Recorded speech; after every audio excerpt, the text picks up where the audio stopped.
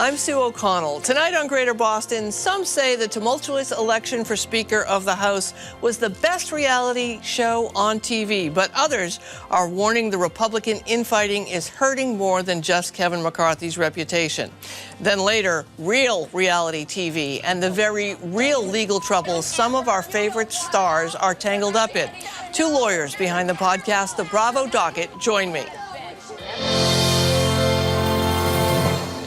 It's hard not to laugh at the dysfunction that's been on display in the House for the past several days. The long, drawn-out election for House Speaker was, in many ways, absurd. Kevin McCarthy lost 14 votes before he finally wrangled enough of his fellow Republicans to vote his way, with the second-to-last vote nearly ending in a brawl on the House floor after an apparent math error led McCarthy and his supporters to believe they had enough votes. As Jon Stewart wrote on Twitter, this is the best season of C-SPAN ever. But while it's entertaining to be sure, the chaos is not without its consequences. To win over several of the so-called never Kevins, McCarthy had to make some major concessions that weaken his power as Speaker, some of which he agreed to include in the rules package the House is preparing to vote for at the time of this taping. Among them, one rule that would allow just one member to start the process of removing him from the speakership, and another that would force lawmakers to make spending cuts in order to raise the debt ceiling.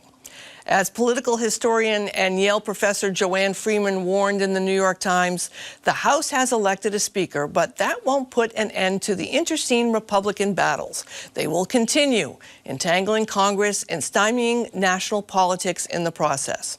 Joanne is also the author of The Field of Blood, Violence in Congress and the Road to Civil War, and a co-host of the Politics and History podcast Now and Then. She joins me now, as does Jesse Mermell, founder and president of deWit Impact Group. Welcome to both of you.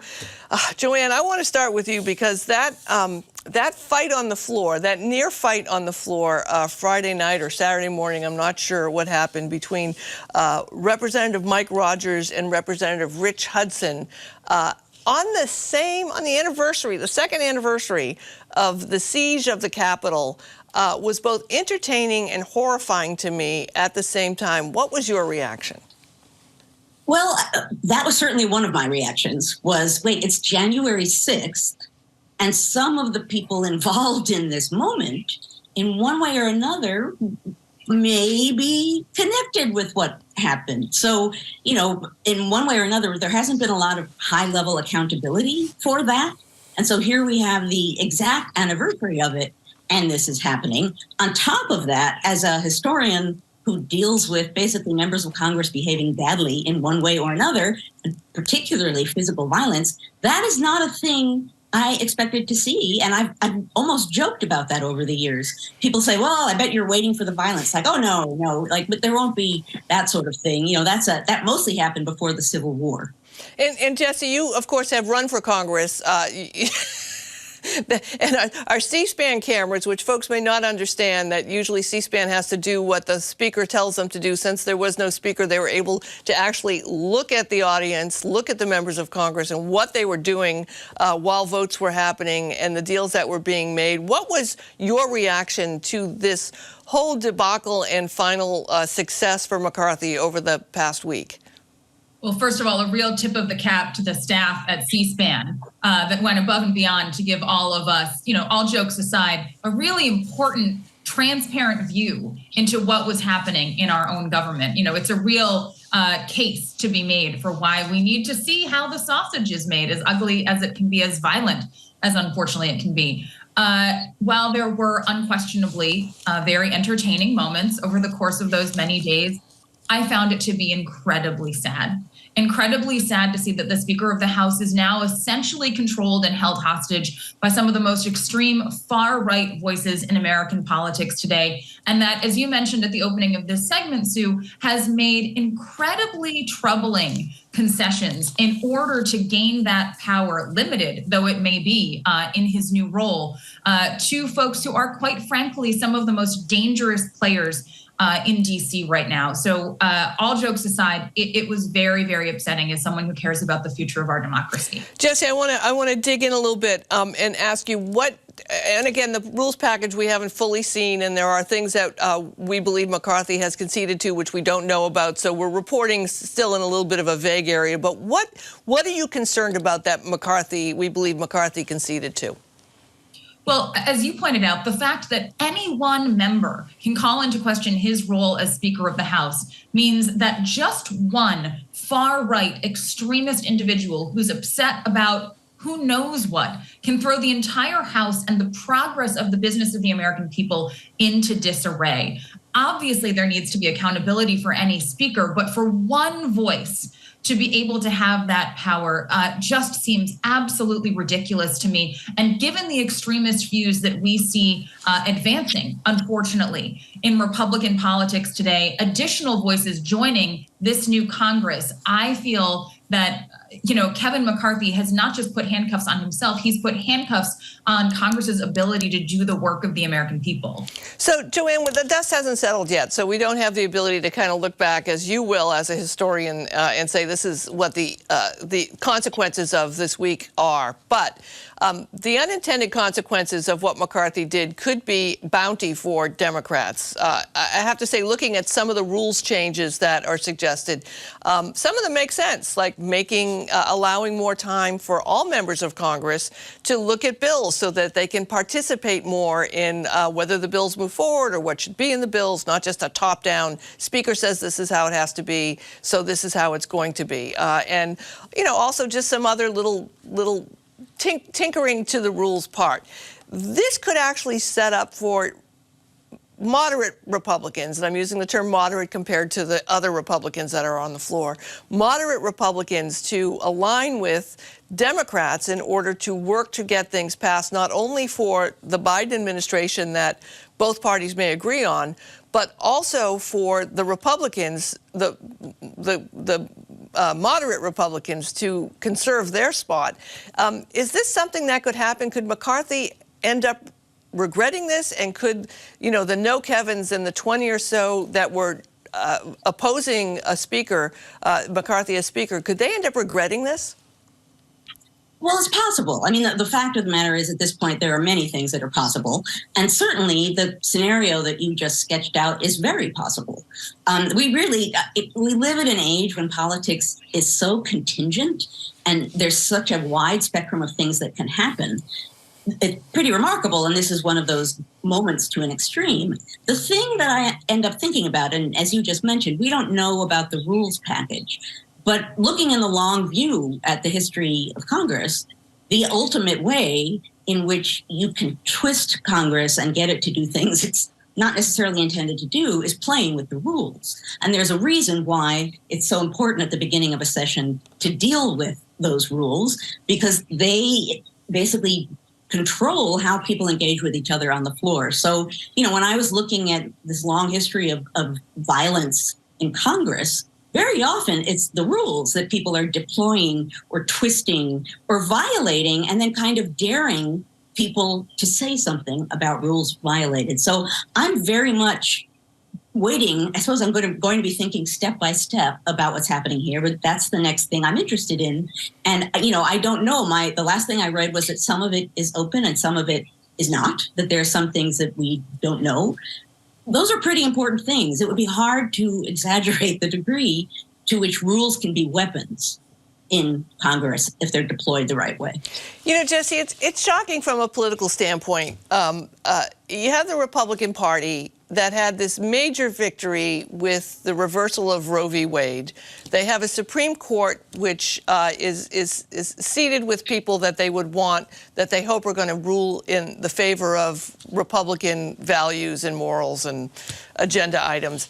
And then they win in Congress, even though by a slim margin, but in a year that people thought at least I thought it could have been worse for them, so they win. And then the first thing they do is they go in and have a very public fight about trying to pick a speaker who is going to set their agenda for the next 2 years.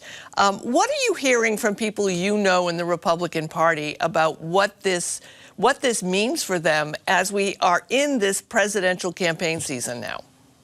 Well, Sue, you'll be shocked to hear my list of Republican sources is not the size of an old phone book. Not necessarily my world, but as I talk to friends who are, sort of the what we think of as the New England Republicans of yore, right? Few and far between these days.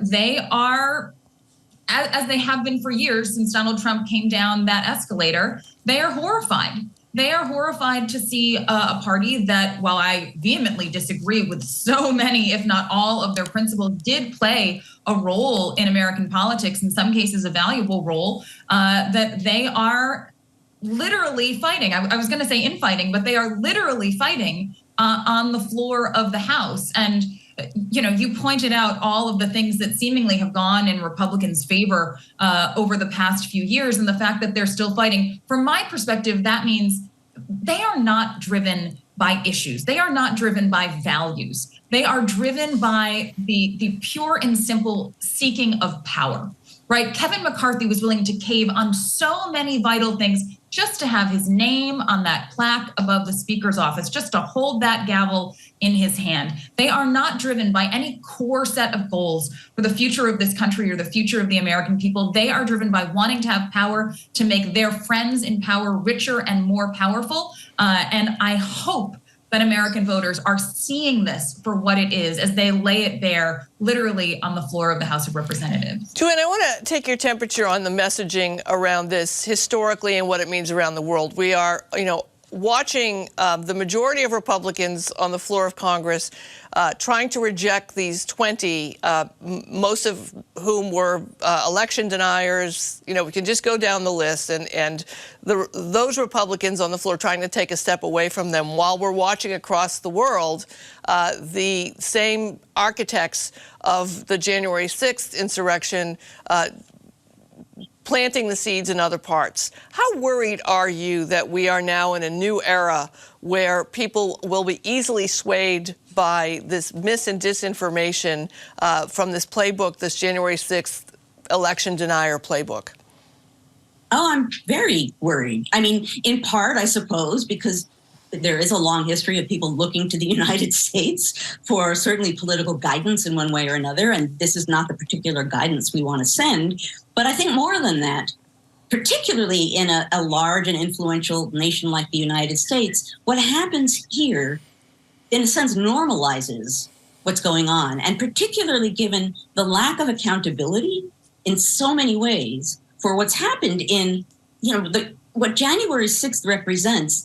Still, it baffles me as a historian that some people aren't accepting the fact that that was an attack on our government to overturn an election. That was basically an attempted coup, right? That's pretty major. And the fact that there isn't accountability, not only normalizes that kind of behavior without drawing a line and saying, no, we have to hold everyone accountable.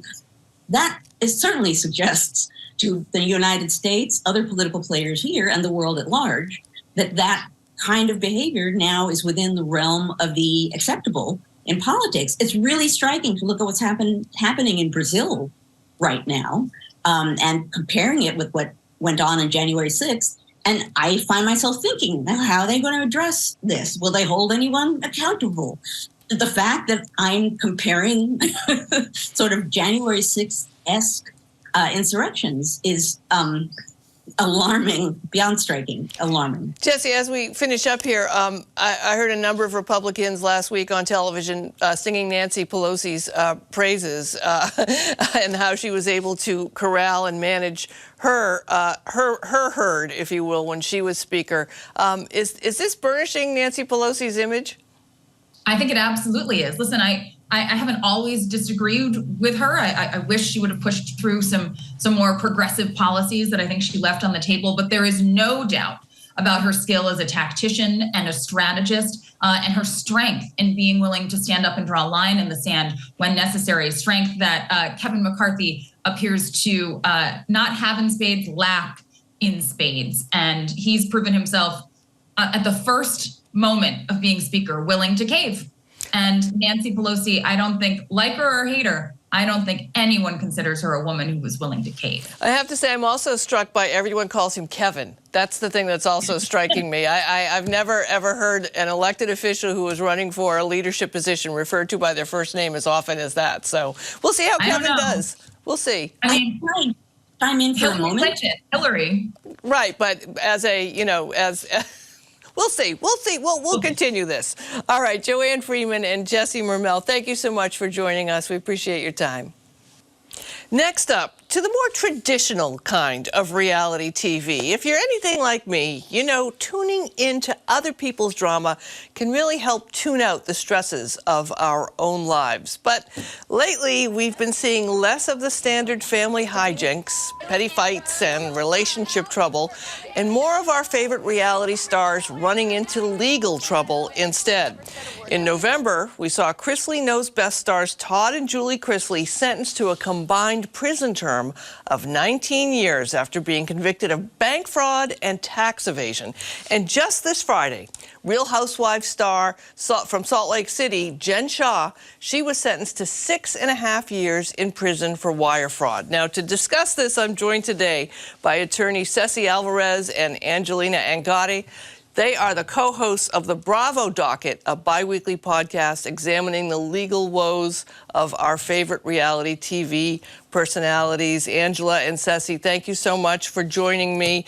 Look, I know that some people may think this is frivolous, but the legal trouble that these reality stars have gotten into is serious. First, let's start with Jen Shah. And Cesie, talk to me a little bit, because some of our audience may not be that familiar with the Salt Lake Housewives franchise. Talk a little bit about the series. Who's in it? Who are the players? And why is it so popular? Sure thing. So Real Housewives of Salt Lake City premiered, I believe, in 2020. And it was the first series in Salt Lake. They hadn't had a new city for a while. The players are those living in Salt Lake, and it's wealthy individuals from a variety of religions, which was actually a little bit surprising. I think most people thought they would be primarily Mormon, but we had Jen Shah, who was a Muslim woman. There were Mormons and ex-Mormons, and it was just a wide range of individuals, and it followed their lives. But I don't think anyone could have predicted that Jen Shah was running a telemarketing scheme behind the scenes that wasn't shown on the show. So, Angela, break down what these charges were. And, I think that we were all betting around my office that I think Jen could have got 10 years. There were victims to this crime, not that the other crimes that we're going to talk about didn't have victims, but there were elderly people, there were people who were vulnerable, who were victims to her telemarketing scheme. Can you break down what the charges were and what she was accused and convicted of?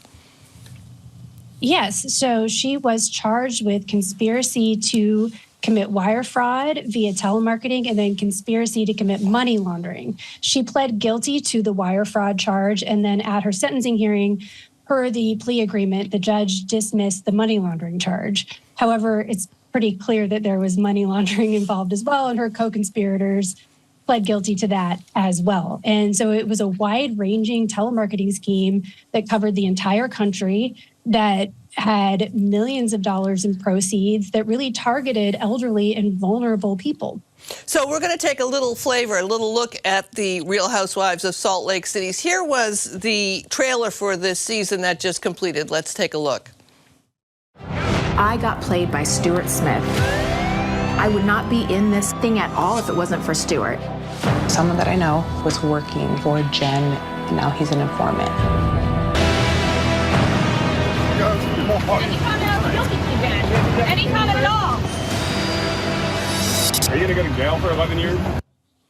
So, Cesie, acknowledging that some of the things on reality TV are scripted, some of the story arcs are scripted, and in fact, some of the people watching this as it happened in real time on the season thought it might have been scripted. This is really a major departure for reality programs to watch her get arrested and then the entire season say she was innocent And then we find out last Friday she had pled guilty. What was this like for people watching and fans of reality television?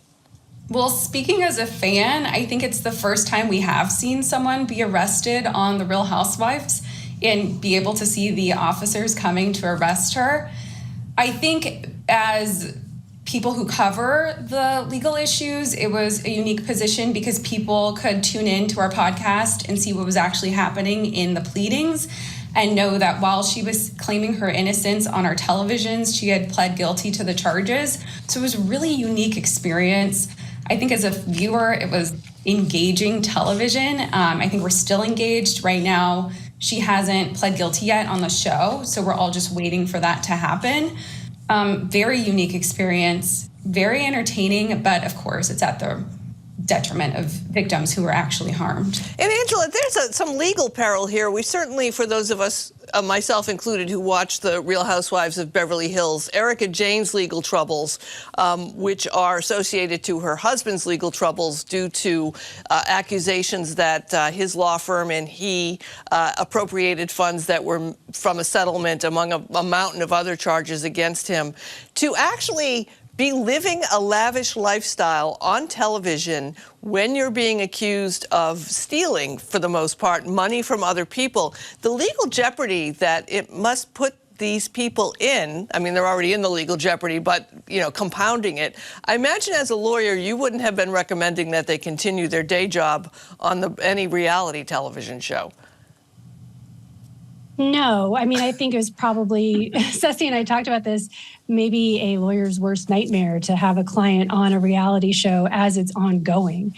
And there's been so many instances of that occurring and them making their lives worse for themselves in the courts. For example, the Giudices in New Jersey, the Dance Moms, Abby Lee from Dance Moms, the Chrisleys, all of those, they had ongoing legal proceedings as their shows were airing. And sometimes even, for example, in Dance Moms, Abby Lee Miller, the federal judge actually watched the show and discovered that there was more income that she hadn't reported. So yeah, lawyer's worst nightmare, probably.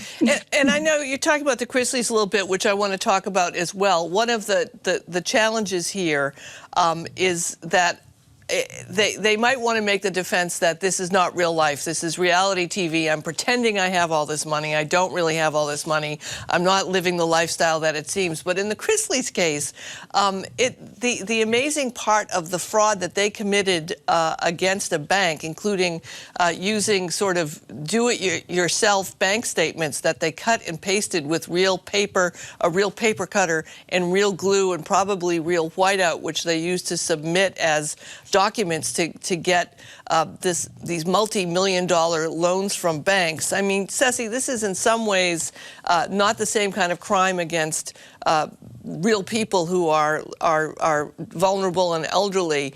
But what do you think is going through their heads when they're on television doing these crimes? Do they really think that they're not going to get caught? Well, I don't think they think they're going to get caught, and that's the problem. There's a level of narcissism that goes into both committing white-collar crimes and then going on television when you know you committed these crimes. And to say that the Chrisleys' crimes were victimless, I don't think is fair, because they did defraud smaller banks and they defrauded the government. That can go on to us as federal taxpayers. So to say that it's completely victimless, I don't think is fair, but to them, they're just seeing numbers and they're not seeing the people that this affects. So they go on TV thinking, hey, I'm doing nothing wrong. It's not like I've stolen candy from a baby. It's a different form of crime. So I think they feel like they're invincible and they did nothing wrong, but they clearly did. I want to take a look at a piece from Washington Post opinion writer Nana Ufua-Mumford, who writes, "This level of sordidness is not what viewers are here for. I don't want to see criminals buying Birkin bags and enjoying private flights while their victims are struggling to pay their bills. Bravo has previously removed cast members for infractions such as failing to show up to a reunion or making racist comments. But stealing from widows and orphans, this is bad television." Angela, I disclose I'm an employee at NBC Universal, although I have no involvement at all with Bravo. But, should Bravo and other channels that host these reality shows that end up having people, because people are people and they're going to commit crimes, did Bravo have a responsibility at some point, especially around Jen Shah, to remove her from the show? Or were they doing what we expect to happen in America? She's innocent until proven guilty. I think they should look at it as a case-by-case basis. With Jen Shah, I actually think it was incredibly beneficial for everyone to have been watching that. There are still people out there doing these telemarketing schemes, and with all of the attention on it and all of the news media and the awareness that surrounds it now, I think it's actually really going to help additional people from becoming potential victims. They're going to think twice when they get that phone call about work from home. They're going to think twice about that. One of the big things with these scams that makes them so insidious is that they catch people at a weak moment and then they're embarrassed to report it. So the light that was shown on this and then everybody getting a much bigger understanding of how these things work, I think is actually probably a very good thing in the case of Jen Shah. Cesie, we talked about the sort of top 3 cases that folks are watching. What else can folks find on the Bravo docket? What other reality stars are in some sort of legal jeopardy? Well, just about all of them. Just about every show. No, but within the Bravo universe, like Angela mentioned, Teresa and Joe, we've covered. That was probably the biggest parallel to Jen Shah's in terms of the depth of. And that's in the New Jersey. Those are the New Jersey housewives. Real Housewives of New Jersey, correct. We also cover another housewives in the Real Housewives of Salt Lake City. That was more for tax issues. There's a lot of New Jersey, unfortunately. There's a lot of bankruptcies that occur in Orange County. And like you mentioned, there's Erica Girardi and Tom Girardi's legal issues in the Real Housewives of Beverly Hills, and those are still ongoing. So we plan to cover those and anything that happens in those. And Angela, I should mention, it's not just hot tea you guys are serving on the docket. You're looking at the actual filings. You're reading and explaining to us what the legalese is and what it means. Is it surprising to you that this is a calling that you and Cesie, you're both practicing lawyers, but that there would be so much bounty here for you to help explain the law to people who are watching reality TV and then want to keep up with what's happening to their favorite or not so favorite villains or favorite people on the show? We've just been so grateful for the opportunity to use our skills and our law degrees. We're both practicing attorneys. And combine that with a topic that we're interested in. I used to be ashamed to admit that I watched reality TV, and now, we have a podcast that a ton of people listen to, and we talk about it all the time. And it's so fantastic to increase legal literacy in this country and do it in an entertaining way. It's so great to teach people about procedure and how sentencing works and all of these things that you don't learn in school otherwise, and that people don't really have access to unless they have a friend that's a lawyer that they can ask. And we're kind of that friend that's a lawyer that also likes reality TV. Well, I appreciate you both joining me to keep us updated on this. You can find the Bravo Docket wherever you get your podcasts. For more information, you can head over to bravodocket.com. Cesie, Alvarez, and Angela Angotti, thank you so much for joining me. Thank you again. It's a pleasure. That's it for tonight. We'll be back tomorrow. Thanks for watching. Good night.